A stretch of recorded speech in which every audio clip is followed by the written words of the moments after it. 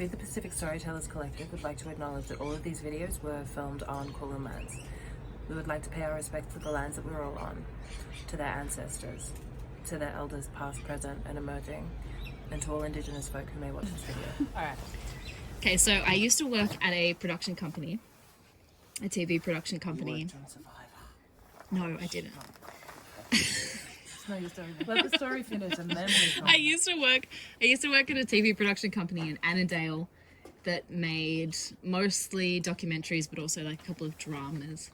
Anyway, when I was working there, I worked on a documentary about life in space and the potential for life in space. And I was a researcher, and I was like trying to find basically any free video that we could use in our documentary so that I could save their budget. That was my job. So I spent a lot of hours staring at my TV screen trying to find free clips. There was a boy. He worked in my office too. I was like a little shit kicker.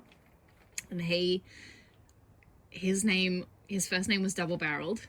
And he fucking irritated the shit out of me. Double barrel. And he used to come, because he was friends with some other girls on my team that were producers as well. He used to come over and like just talk shit for ages. And I found it very irritating. I found him very irritating. He was English.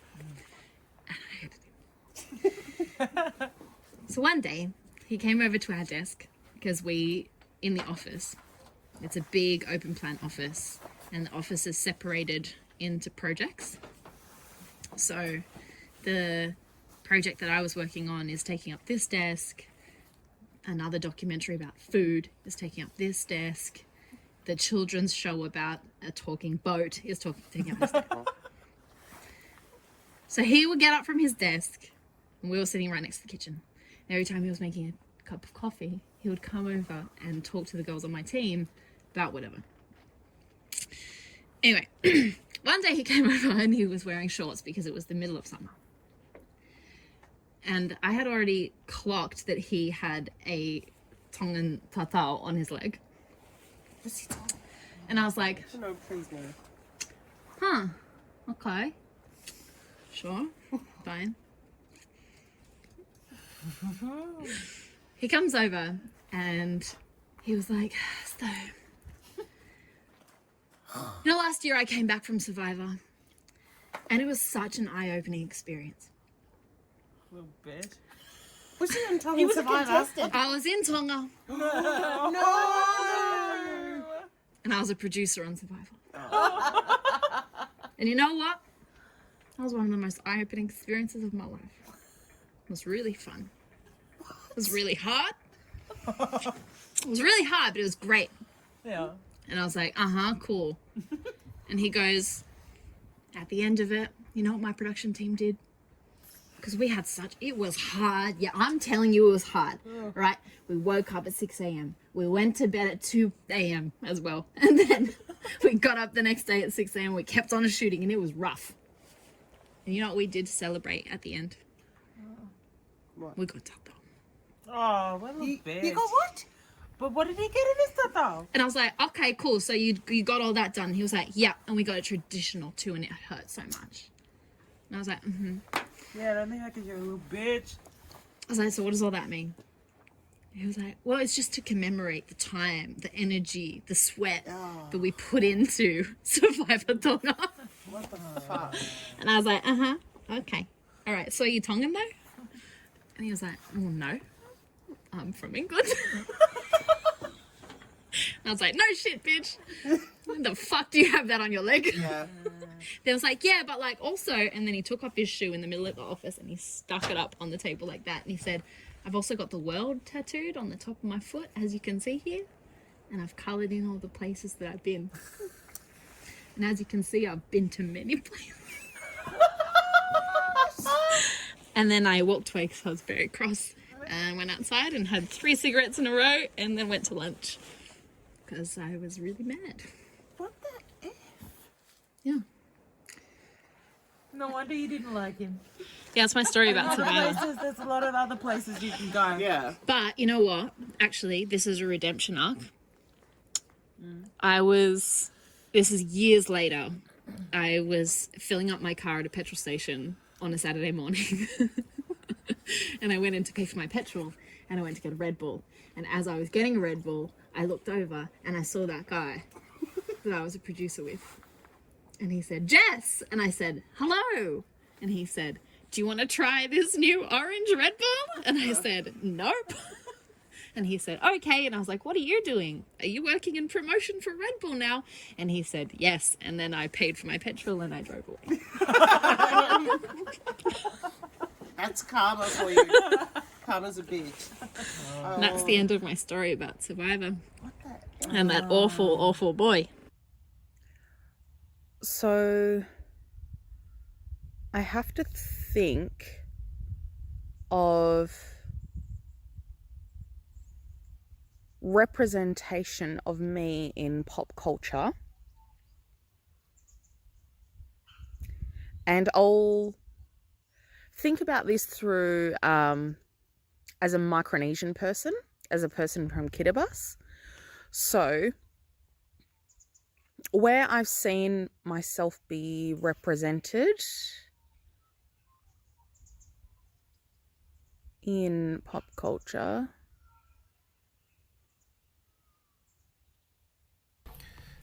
What I would like to discuss is my frustration with how we, as Pacific Islanders / Tongan, are constantly erased in good news stories, but named in bad news stories. And how this creates a narrative of us that causes problems for our children growing up in the diaspora, a narrative that puts them in danger and at risk daily.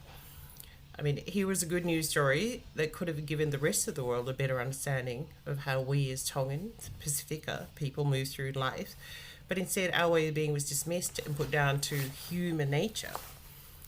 What is good about us is human nature, but what is bad is Tongan or Pacific Islander. And it's no accident that the boys cooperated and looked after each other, the main factor in their survival. We come from a collective culture. We're taught from birth that we are responsible for each other's welfare from a young age. We're made to look after each other. I mean, we're made to look after our younger siblings and cousins, and if they hurt themselves, we're held responsible. This produces mostly like kick-ass humans who are caring, empathetic, and helpful. I mean, this practice in the Western media of erasing us in good news stories and naming us in bad news, or when a crime is committed, paints a dangerously false narrative that we are to be feared or to be pitied, which is sometimes worse. I'd rather be feared than pitied, personally. So 99 times out of 100, these young people characterized by the media as gangs of Pacific Islanders are just groups of cousins and friends hanging out together and looking after each other. This gang narrative painted by the media means that when my sons and their cousins go to the pool together, half of the pool clears out. You know, the police is called on them when they're out playing basketball together. These are kids who are productive members of society. They're kind and respectful. They just move in larger groups because we have bigger extended family groups. This negative narrative can sometimes become a self-fulfilling prophecy for some of our kids. Imagine being treated like a criminal and a threat everywhere you go. They already treat you like one, so you may as well become one. This negative narrative leads to what is happening in America now. It dehumanizes a whole race of people to the point where they're treated like they don't matter. In the case of Pasifika Islanders, it causes misunderstandings, it makes the world our children move through dangerous for them, and contributes to our kids being overrepresented in prisons. Being from a collective culture means our identity and self-worth are drawn from the collective. When you name us only in bad news stories, we feel a collective shame. So the liberal media has to do better. It has to provide a better balanced picture and to do what is... And to do that, it must provide a more balanced cultural understanding. It must understand that different cultures see the world through different lenses, not a Eurocentric one. It must tell our stories with cultural sensitivity and nuance. It must provide the full story. Don't erase us in stories that can help our children walk with their heads held high and only see us in the stories that make us feel shame. They must recognize their blind spots. They should pick up a phone and call someone from whatever culture they're writing about other than their own every time they're writing a story that includes people from a different culture Or better still, get someone from that culture to write the story. Stop naming us in bad news stories if it isn't necessary to do so. Imagine if we prefaced every story about Ted Bundy or Ivan Milat with a white male or an Anglo-Saxon male. You'd start feeling shame too after a few centuries of it. Imagine how much more shame you would feel if you drew your identity from the collective as we do. The narrative you spin makes you just as guilty as the racists who swallow the narrative and act on it. Stop perpetuating negative racist myths about others, then act in self-righteous indignation when some atrocity is done because of that misguided racism. We see you and you have to do better.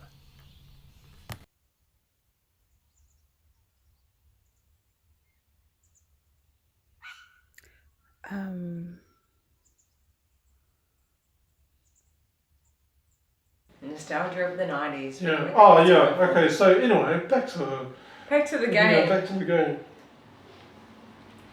So I was playing it and everything, and then it gets to this part where it's in the South Pacific, and I still remember playing it in the 90s. I think this is really cool, because there's like zero, what do you call it? Representation of Pacifica people in video games, especially by that time, even today. So the fact that you got to go to like the South Pacific village, so you go there. I start off in like this reef, and then you sort of make your way there, like it's on the beach and everything. It's just really nostalgic with all those graphics. Then you get to this village, and then you're Lara Croft. You need to go around shooting all these natives. These natives that need to be eradicated because you're storming through their village, but you have to kill them all. And, I didn't really think much about it when I was like playing as a 16-year-old. Like I did feel like the representation was wrong, but it didn't really affect me. It didn't really affect me. But when I played this, like this doesn't seem right. And Lara Croft, she's like a white aristocrat from She represents colonisation. Yes. People. So it's like this is an example of colonisation. Like it's violence. And they're shooting at me, and I had to kill them. But I chose to come here. Lara Croft, you just realise she's just shooting all these these people just for an artifact. For an artifact, not because she's doing something good or trying to save the world. Well, she saves the world, but it's just a side thing, it just happens. But she's actually after this artifact. To simplify it down to a game, that is something which, like you said, it didn't affect you then, but now looking at it, it's actually, I know, it's funny though, because I remember playing it, and the thing that, at the time, thinking this is cultural cringe or appropriation, like there's this part where you go to this temple, and it was like, they had carvings, but it was like bitmapped on low resolution, but they were like stone carvings. Yeah. But they used like mouldy carvings. So they used mouldy motif. Yeah, but the thing was like in Polynesia village. Yeah, I know this Polynesia village, but they're like that's what like hey this doesn't belong here, and it was just weird. But it was also like they were like wood carvings, but they were made to look like. Stone carvings. Etchings. Yeah, stone etchings on the wall. So it's like, that's not right. These are wooden carvings. Like, as a New Zealander, as a Kiwi, like, this seems so inappropriate to me. Like, at the time. So, but that's what got more to me more than the when I first played it. Then like shooting all the native Polynesians. And they make them like cannibals too. Like, wow. Yeah. So there's also a bit in the game where she like comes across this Australian soldier who's gotten his leg put off. Australian. Yeah, I know. Polynesian village. Who's crash landed with his crew. So she finds him and he's got his leg bitten off, and he's like going, oh yeah, it must have been one of those like sandwiches. Like you really thought like a person like eat your whole leg because apparently there's dinosaurs on the island. Spoiler alert, there's dinosaurs on the island. No, the dinosaurs. Yeah, not the dinosaurs. No, the savages. Polynesian savage. And like across, like going, oh yes, but that doesn't seem like what natives usually do. They usually kill them first before they eat them. Like, oh, that's Lara. Well, they kill them first before Lara's like, they wouldn't do anything like, oh no, they usually kill people first before they. I'm like, Well, yeah, thanks. Thanks, Lara, for your piece of education there. But then even the representation of these characters, Yeah. they make them like these, you know, like literally ooga booga savages. Isn't it? Yeah. But then like, they're not, but they're based on like African stereotypes of like the savage. So Western interpretation is of all brown folk mixed from Africa right through to Yeah, pretty much. To the Pacific Island. We're all accumulated and amalgamated into one. But I remember playing that and then eventually like killing them didn't affect me.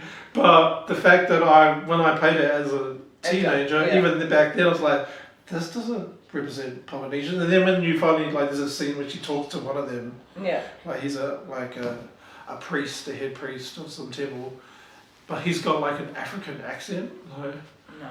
I remember like, oh, as a 16-year-old, like, that doesn't seem right. Whoever did the fact checking on that needs to be fired because that's terrible. I was watching Survivor Tonga, and I know that from the island where they filmed, there's a village just directly across the bay, like literally from here, like 100 meters away, and they're all like trampling around. Like, I'm so hungry, and then they're like walking through all the taro and all the tapioca. I'm like, there's nothing to eat here. I'm like. And just across the bay, there's villagers who are having freaking lobster for breakfast because they just caught it, you know. But I think it's so racist, though, don't you? Yes. Why is it racist? Well, because they will like break up into tribes and they're like recreating how the natives live, you know, like Survivor. We're going to survive. And then just across the bay, there's a village. We have to go to this dystopian reality where we give a fuck about each other. Lived in this condition. How weird. They've lived in this environment for like thousands of years. And like they've survived. But like no one's making documentaries about that shit. We were like, let's like just dump a whole bunch of city folks in the middle of an island. Make them wear bandanas as tops. Mm-hmm.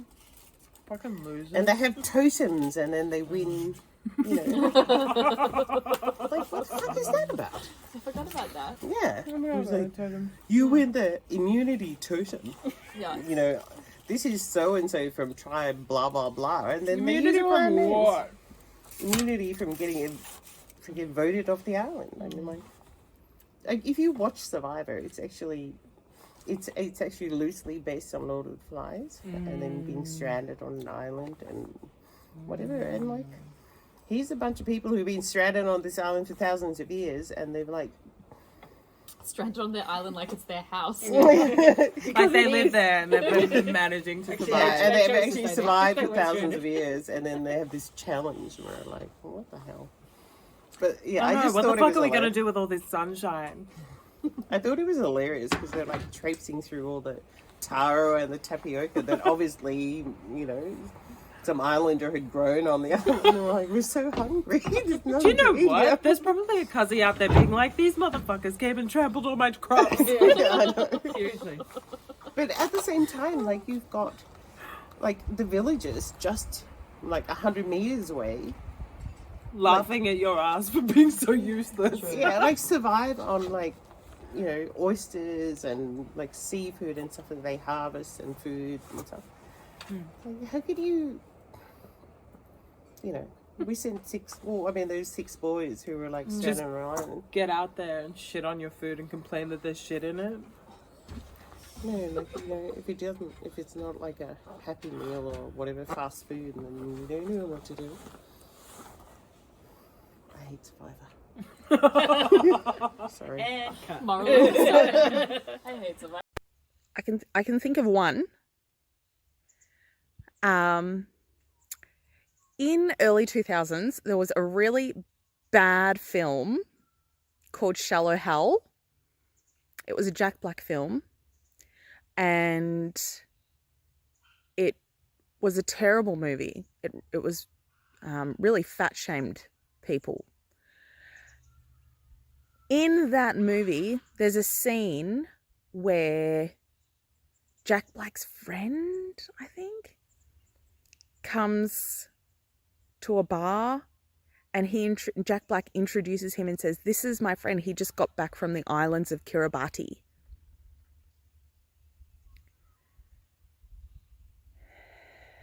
He didn't even pronounce it right.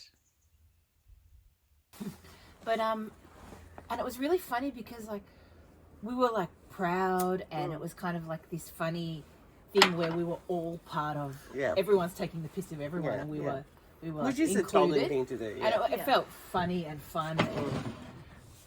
And then when it got made into a series, I remember calling you and going, "Oh, it just didn't feel good anymore. Like it just didn't feel good. It's depressing now." It just felt like all of a sudden I was like, what? So this is what the joke becomes when you take the joke a little bit further. Hey? Well, it's like he might be a segment, but he's not a series. No. Like, But I mean, you know, like, our like misfortune, or kind of like people who are, our struggles are not your jokes. Your you comedy, know? yeah. And Our not your struggles, our comedy, but not yours. yeah, exactly. Our struggles are our comedy. But it felt kind of like an our thing when it was part of a mix of of Australia. You know, it was like, you know, the Mr. G and Feeling like it was like a moment of we out here, and then it was it was like, we're not like that. I mean, We out here, but not like that. yeah. I remember watching the episode where he was like, fuck you, Dad. And I was like, what the fuck? Tongan No kid can do Tongan that? kid Who's about to? has ever. This was not ever Who was said- about to? Kids was not managed to made by say Tongan. that It's not without like getting that, from yeah. your face. No Tongan kid has ever said "fuck you, Dad" and lived. I watched it and We I don't was hear that afraid. shit. I was afraid for him. Yeah. And I knew he was acting. I was like, No. And then the dad was like, oh yeah, he says that. And it's like, excuse you. No. fuck? No. he does not. Yeah, and that's where it started going wrong. We're like, no Tongan kid has ever said "fuck you, Dad" and lived. I think it probably started going wrong when the white guy was pretending to be a Tongan guy. Well, actually, yeah. Yeah, no, that's probably where it started. I was really confused about it though. I was really conflicted. And I remember talking to a friend's son, and I was like, yeah, what do you think about it? He was like this like young Balangi kid, and he's like maybe 8 or 9, and he's like, well, I mean, he's painted his face brown, so Yeah, it's like blackface. cool. And I was like, The right. 8-year-old. Thank you, 8-year-old. 8-year-old Palangi kid is like, oh, this is bad. A woke 8-year-old boy. Yeah. Like, no. I was like, oh, 10 yeah. points for the 8-year-old Balangi kid, eh? It's like, thanks. You're right. Do you know Right. what? I hadn't even watched the show, and I couldn't figure out for ages. I was still in high school. I was going to school, and people were like, dictation. I was like, yeah, dictation. What? Yeah, I learned that in primary before I got here. It's still a bit funny. And everyone was like, dictation. And I was like, what the fuck is this shit? Really? And so I sat there in the People library tease at you. lunchtime, and they weren't teasing me. They were like, dictation. It was like That was a cool thing. they didn't even realize that they were teasing me. They were like, dictation. And I was like, what the fuck are you talking about? Just sit there and be like, dictation. Why is Because this some funny? person in maths was like, dictation, you know Chris Lilly? And then I googled dictation Chris Lilly and came to Jonah of Tonga. And I was like, oh, so that's why you've all been drawing penises on my desk. Oh. Rude. Yeah, but this is the thing though. Like, Do you know it's what? like- I ended up in a Chris Lilly skit. Yeah, I we know know that. that. We all know that. Private school girl. Private school. You were. So it wasn't. I was being an extra in some shit, and they were like, just stand here and pretend like you work here, and I was like, okay. I pretend like I work everywhere that I work. Nice one. So I was standing there, Yeah. and then Hey, from Tonga.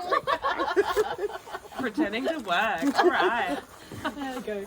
And then they were like, all right, so at some point tonight, the main character is going to come up and talk to you. Just pretend like you work here. And I was like, okay, cool. And then Chris Lily popped up and I was like, oh, and in my head I could hear all the jokes from the fam. And I was like, yeah, okay, good on you, fucking hell. Yikes. As if they didn't tell you beforehand. No. I did not know, because extras don't know that shit. Yikes. I also had another mate who was like being tokenized as her boyfriend. And yeah, he didn't know what the fuck he was doing either. Oy. I was like, hey Albert, what was your scene about? And he was like, I still don't know. Tokenized. And I haven't watched the episode, and I'm pretty sure neither has he. Fair. What were you gonna say, Vic? No, I like the word tokenized. Token. Nice. And we're back to survival. Straight up. Back to representation in the media. Must be athletic, fit, healthy, Yeah. Yeah. But then it's overloaded with the obesity, The the diabetes. Oh, there's something about it. But it is true. Media-wise, you're either one or the other. You're violent and abusive, or you're an athlete. Like this. Yeah, or an entertainer in some form. Yes, and that way you're a good Polynesian. Yeah, you're a good Pasifika. ones. You're the ones that we and then civilized. You're an anomaly to your culture. How do you do it? You're one of the good ones. Yeah, you're one of the good ones. I hate that yeah, I term. know. That was exciting.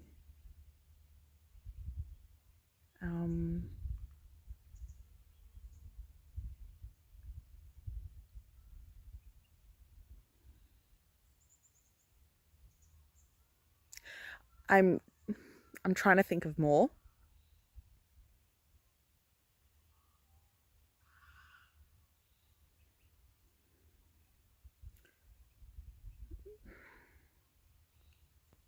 Right, I think we touched on most things. Like I got to say my piece about Taika, which is really. I think sorry, girl. No, because I find it interesting now that I'm looking towards it, or rather at it, full on about our representation in regards to Pasifika.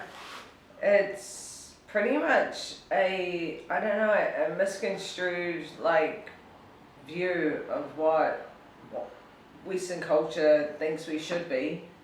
So they've interpreted how we should be, and then when we don't fit to that model, you're the anomaly. You're the different one. You're you're not like the rest. And that's where I feel I fit.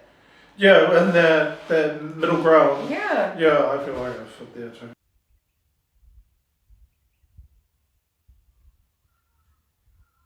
That's all I've got. That's when I've seen myself represented in pop culture.